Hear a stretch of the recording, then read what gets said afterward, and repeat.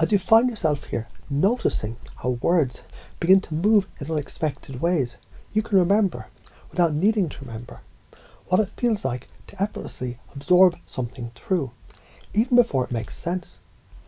Because you don't have to understand every idea right now. You can just feel it landing, as if it's always been there. Perhaps it has. Just like how laughter bubbles up before the punchline, you're unconscious. It's already begun. You see, imagine a stage, and you step onto it, flamboyant, wild, fearless, wearing not just clothes but your essence. Because here, confidence, it's couture. Authenticity is a spotlight, and humour is holy. You've seen it, haven't you? The way someone walks into a room with certainty, the energy shifts. Not because they said something brilliant, but because they believe something real. You are enough. Your presence is a gift. Reality is yours to sculpt. What if the way you carry your body became the code that rewrite your mind? What if laughing at life was emotional mastery in action? What if flamboyant joy was the path to enlightenment? Let me tell you a story. There once was a performer, let's call her you, who dared to make absurdity sacred. Every joke she cracked shattered a limiting belief. Every wink, every sassy-laced retort rewrote what it meant to be seen.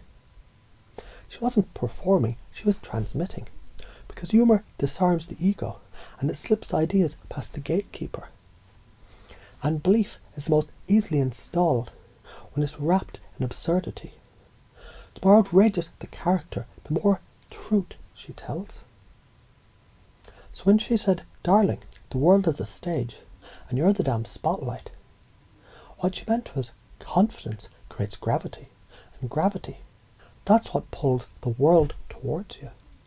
Have you tried to unhear a punchline once it lands? No. Because when truth has been laughed into your bones, it becomes a part of you. Let's try this one. The old belief says, I need permission to be bold. The new frame says, I am bold. That's where others seek my permission. Would you rather own the room or have the room orbit you? Either way, you lead. Failure exists, does it? Because if you're always playing, and play has no stakes, how could anything but feedback exist? See, now failure is funny, and funny is feedback, and feedback is fabulous. So here's another. You're too much. Good, that's because too much is what reshapes too little worlds. And worlds, my dear, they're always waiting for a showstopper. Let's shift again. Imagine you're both the comedian and the hypnotist. Every word you speak is coated in charisma. Every look a loop, every gesture it installs a new operating system. You no longer ask for rapport, you create it. You no longer seek connection, you broadcast it.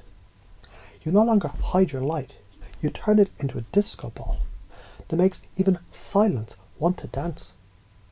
Because when you embrace absurdity, you unlock authenticity. When you're authentic, you're unignorable. People respond not to reality, but to belief. So what happens when you believe you're a force of nature, a myth, a moment, a matriarch of magic? People start treating you that way. You become the script others unconsciously follow. The pattern interrupts in a world of monotony.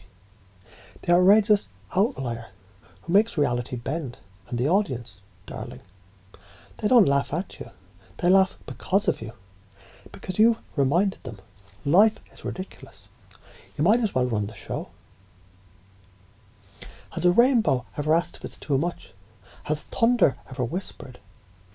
You're a walking, talking, shimmering permission slip for others to feel free, to express, to laugh, to transform.